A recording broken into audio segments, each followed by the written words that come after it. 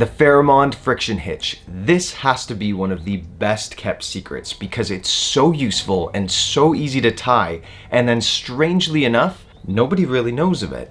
Think of it as the sibling to the taut hitch, which you've probably heard of. It's my favorite knot to use in camping in the outdoors. The Farrimond Friction Hitch has the same uses: tarps, ridgelines, clotheslines, tents, guy-outs, all these things. Like other friction hitches, you could slide it along your line, and then when you remove your hand, the whole thing stays in place. It's not going to let go, it holds taut. However, it has three main advantages over other friction hitches that you might find useful. Firstly, it has a quick release built in, and this is really handy because it holds firm, and whenever you want to, just pull that tag end and the whole thing comes loose.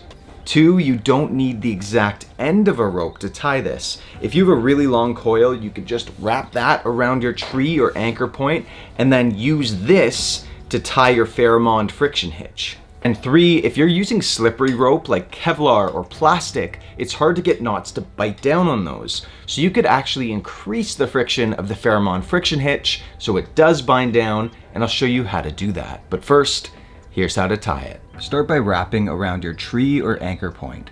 We'll now create an underhand loop on our running line. See how this loop goes underneath itself here? Now sliding the loop that's created under our main line, we're going to wrap around twice. And now that it's around twice, we simply feed a bite, which is a fold in the rope on our running end, through that loop and pull these two in opposite directions in order to cinch it tight. And now sliding this hitch towards the tree will tighten up your main line.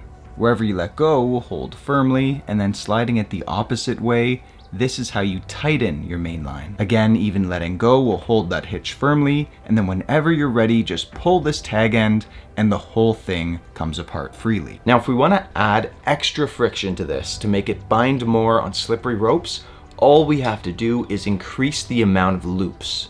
The standard is 2 loops on a Farrimond Friction Hitch, but we could always increase that. But naturally, as I did, you're probably wondering how much extra friction does this add? Like, is it just a utility rope or can it hold up a hammock? How strong are friction hitches? So I've been testing it, and the main factor always comes down to rope types. The best bind on a friction hitch uses 2 different diameter ropes. For example, the Prusik uses a small diameter loop wrapped around a large diameter main line. And this combo gives it the maximum friction. That's why it's a gold standard in climbing and rescue. The issue is the Farrimond, the taut line, the midshipman, these types of friction hitches, which wrap around a tree or an anchor and come back on itself, means we're using the same diameter rope on the wraps as we are on the main line. So the friction is way less. So naturally, I wanted to put it to the test and tried it with a new prototype hammock I'm working on. And while they showed a lot of potential, the taut line, the midshipman, and even the Farrimond with extra wraps all ended up slipping. But there is still an advantage if you're using the Farrimond as an anchor. We slide it all the way to a tree, and when it's cinched up, that will hold a hammock.